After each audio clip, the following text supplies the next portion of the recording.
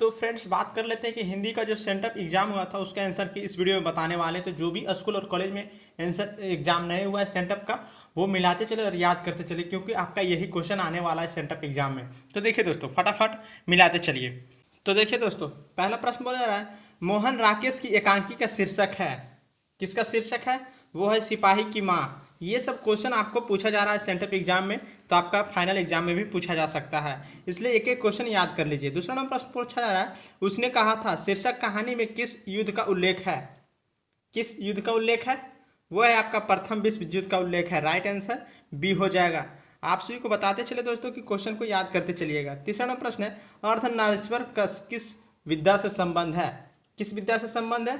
तो ये है निबंध से। ये सब इंपॉर्टेंट क्वेश्चन है दोस्तों, जो आपका एग्जाम में पूछा गया है। चौथा नंबर प्रश्न है, जूठन किस विद्या की रचना है? किस विद्या की रचना है? आत्मकथा की। राइट आंसर बी हो जाएगा। पांचवा नंबर प्रश्न पूछा गया है, तिरछी कहानी की कहानीकार है। कहानीकार कौन है तिरछी कहानी की? तो ये है आपका Uday Prakash. Right answer B हो जाएगा। छठा नंबर प्रश्न पूछा गया था, सूरसागर के रचयिता हैं। तो सूरसागर के रचयिता कौन है? वो है आपका सूरदास। राइट आंसर डी हो जाएगा। आगे मिलाते चले। सातवां नंबर प्रश्न पूछा गया था, पुत्र वियोग कविता के रचयिता हैं। तो पुत्र वियोग के कविता के रचयिता कौन है? तो वो है आपका Subhadra Kumari Chauhan. Right answer B. जी हाँ दोस्तों, आप सभी को बता दें कि जो भी स्कूल कॉलेज में सेंटअप एग्जाम नहीं हुआ है वो आप याद कर लीजिए, आपका यही क्वेश्चन आने वाला है। आठवां नंबर प्रश्न पूछा जा रहा है, बाल कृष्ण भट्ट की रचना बातचीत है। मतलब बाल कृष्ण भट्ट की रचना जो है बातचीत, वो क्या है? तो वो क्या है दोस्तों? वो है ललित निबंध। राइट आंसर डी हो जाएगा। आगे देख लेते हैं। नौवां नंबर प्रश्न पूछा गया है, प्राकृतिक वर्णन से संबंधित कविता है। प्राकृतिक वर्णन से संबंधित कविता कौन है? तो वो है आपका उषा। राइट आंसर बी हो जाएगा। 10 नंबर प्रश्न पूछा गया है, हंसते हुए मेरा अकेलापन के लेखक हैं। हंसते हुए मेरा अकेलापन के लेखक हैं। तो अकेलापन के लेखक कौन है? तो वे है आपका मलयाज। कौन है दोस्तों? मलयाज। राइट आंसर बी हो जाएगा। 11 नंबर प्रश्न पूछा गया था, परगित और समाज साहित्य की किस विधा की रचना है? किस विधा की रचना है? तो वो है आपका निबंध। राइट आंसर डी हो जाएगा। ये सब इंपॉर्टेंट क्वेश्चन था जो एग्जाम में पूछा गया सेंटअप एग्जाम में। 12 नंबर प्रश्न पूछा गया है, उसने कहा था का रचना वर्ष है। किसका रचना वर्ष यानी कि कब हुआ था रचना? उसने कहा था। तो इसकी रचना हुई थी आपका 1915 में हुई थी। कब हुई थी? 1915 में उसने कहा था। राइट आंसर ये हो जाएगा। 13 नंबर प्रश्न पूछा गया है, प्रागीत और समास के लेखक हैं। प्रागीत और समास के लेखक कौन है? तो वो है आपका नामवर सिंह। राइट आंसर ये हो जाएगा। मिलाते चलिए और जो भी स्टूडेंट नहीं दिए हैं वो याद करते चलिए, जिससे आपका कंसेप्ट क्लियर हो जाएगा और आप सेंटअप एग्जाम में बैठिए, वहाँ पे टोटल कंसेप्ट से आंसर मार सकते हैं। 14 नंबर प्रश्न पूछा गया, दिगंबर का संधि विच्छेद है। तो दिगंबर का संधि विच्छेद हो जाएगा दिक जोड़ अंबर। राइट आंसर ये हो जाएगा। 15 नंबर प्रश्न पूछा गया था, अंश का अर्थ है। अंश का अर्थ है। अंश का अर्थ क्या है? हिस्सा। राइट आंसर बी हो जाएगा। आगे देख लेते हैं। 16 नंबर प्रश्न पूछा गया था, आस्तीन का साफ होना मुहावरे का अर्थ है। यानी कि आस्तीन कलेजा का साफ होना। तो इसका राइट आंसर जो होगा आपका ऑप्शन नंबर सी हो जाएगा, कपटी मित्र। 17 नंबर प्रश्न पूछा गया था, गड़े मुर्दे उखाड़ना मुहावरे का अर्थ है बीती बातों को याद दिलाना, यानी कि पिछले बातें याद करना। राइट आंसर ए हो जाएगा। 17 का ए हो जाएगा। 18 नंबर प्रश्न पूछा गया था, बरवाई रामायण के रचयिता हैं। बरवाई रामायण के रचयिता कौन है? तो वो है आपका तुलसीदास। राइट आंसर ए हो जाएगा। चलिए 19 नंबर प्रश्न पूछा गया था, अधिनायक शीर्षक कविता के कवि हैं। कौन कविता के शीर्षक कवि हैं अधिनायक के? तो वो है आपका रघुवीर सहाय। राइट आंसर बी हो जाएगा, रघुवीर सहाय। 20 नंबर प्रश्न पूछा गया था, भूषण किस काल के कवि हैं। भूषण किस काल के कवि हैं?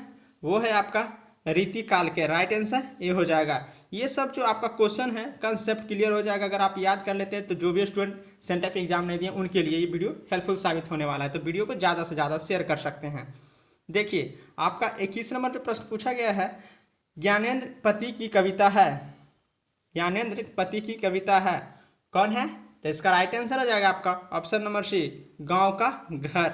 चलिए 22 नंबर प्रश्न देख लेते हैं, जयशंकर प्रसाद किस वाद के कवि थे। जयशंकर प्रसाद किस वाद के कवि थे? तो वे थे आपका छायावाद के कवि थे। राइट आंसर सी हो जाएगा। 23 नंबर प्रश्न है, पुत्र वियोग किस प्रकार की कविता है? किस प्रकार की कविता है? तो ये है आपका शोक गीत। राइट आंसर सी हो जाएगा। जी हाँ दोस्तों, आप सभी को बता दें कि ये सेंटअप एग्जाम के आंसर की बता रहे हैं, और जो भी स्टूडेंट चाहते हैं कि क्लास करें और अभी से क्लास करने के लिए तैयारी करना चाहते हैं 12th एग्जाम फाइनल बोर्ड के लिए, तो आप हमें कमेंट बॉक्स में बता सकते हैं कि सर क्लास चालू कर दीजिए, हमें तैयारी करना है। 24 नंबर प्रश्न है, उषा कविता के कवि हैं। उषा कविता के कवि कौन है? Shamsher Bahadur Singh. Right answer A हो जाएगा। 25 नंबर प्रश्न पूछा गया है, अकाल शब्द का विलोम है। तो इसका विलोम शब्द यानी कि उल्टा पूछा गया है, तो इसका राइट आंसर हो जाएगा सुकाल। क्या हो जाएगा? सुकाल। 26 नंबर प्रश्न पूछा गया, पूजा का विशेषण है। पूजा शब्द का विशेषण है, क्या हो जाएगा? पूज्य। राइट आंसर ए हो जाएगा। आगे देख लेते हैं। 27 नंबर प्रश्न पूछा गया, तलवार शब्द का पर्यायवाची है। तो तलवार का पर्यायवाची शब्द क्या है? करवाल। राइट आंसर बी हो जाएगा। 28 नंबर प्रश्न पूछा गया, ब्राह्मण शब्द का पर्यायवाची है। ब्राह्मण शब्द का पर्यायवाची कौन है? अग्रजन्मा। ऑप्शन नंबर सी हो जाएगा, अग्रजन्मा। 29 नंबर प्रश्न है, नूतन शब्द का विलोम है। तो नूतन शब्द का विलोम जो है आपका राइट आंसर बी हो जाएगा, पुरातन। क्या हो जाएगा? पुरातन। मिलाते चलिए, जो भी स्टूडेंट टेस्ट लगाए हैं उनके लिए और जो सेंटअप एग्जाम देना चाहते हैं उनके लिए याद करना होगा। 30 नंबर प्रश्न पूछा गया, कृति शब्द का विलोम है। कृति शब्द का विलोम क्या है? अपकृति। राइट आंसर सी हो जाएगा। 31 नंबर प्रश्न पूछा गया है, आरण्य का पर्यायवाची है। आरण्य का पर्यायवाची है, क्या है? विपिन। राइट आंसर ये हो जाएगा।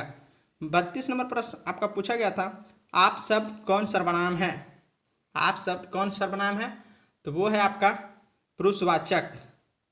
क्या है? पुरुषवाचक। आगे देख लेते हैं। 33 नंबर प्रश्न है, चराचर का संधि विच्छेद है। तो चराचर का संधि विच्छेद क्या होगा?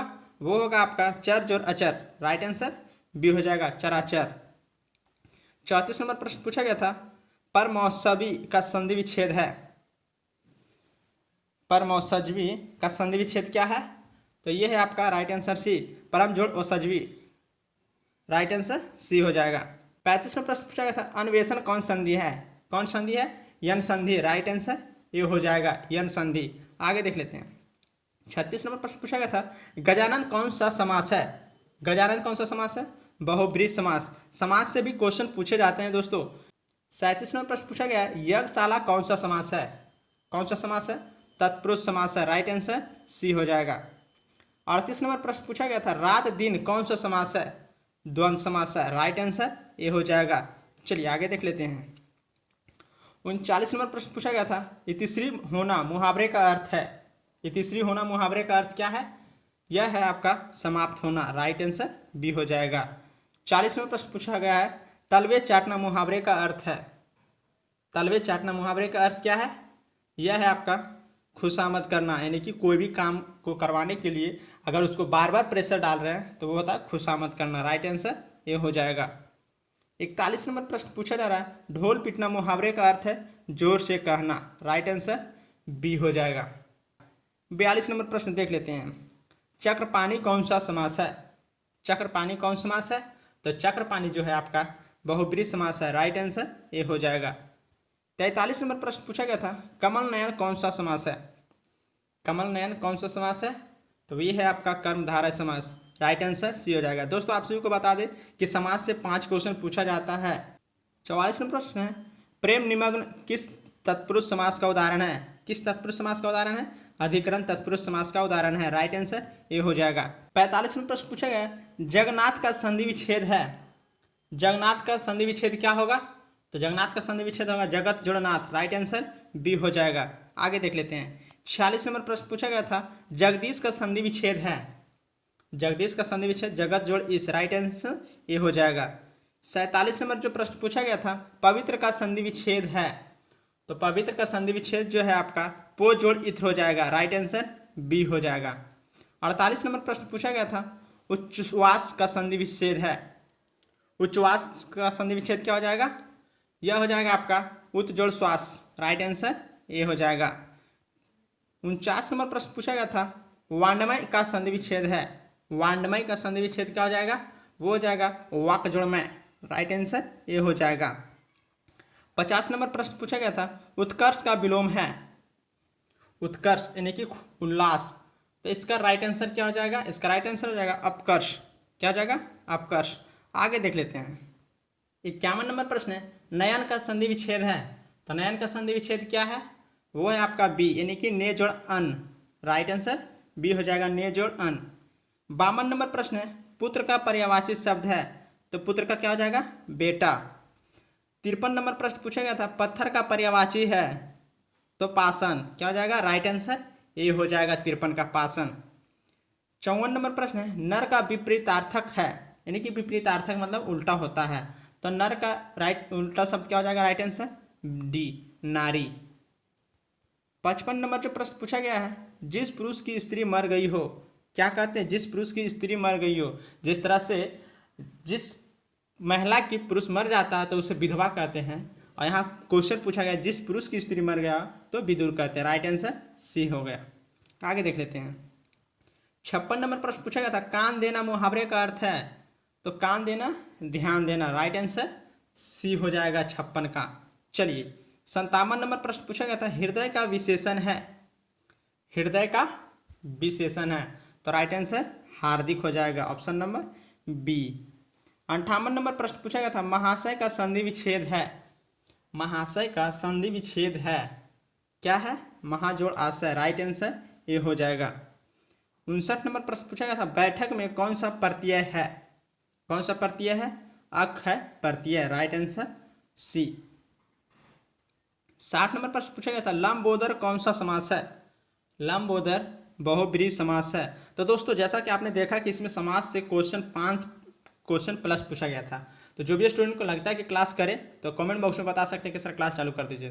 दोस्तों वीडियो अच्छा लगा तो चैनल को सब्सक्राइब करें, लाइक करें और अपने दोस्तों के साथ शेयर जरूर करें। तब तक के लिए बाय बाय दोस्तों, मिलते हैं नेक्स्ट वीडियो में। थैंक यू दोस्तों।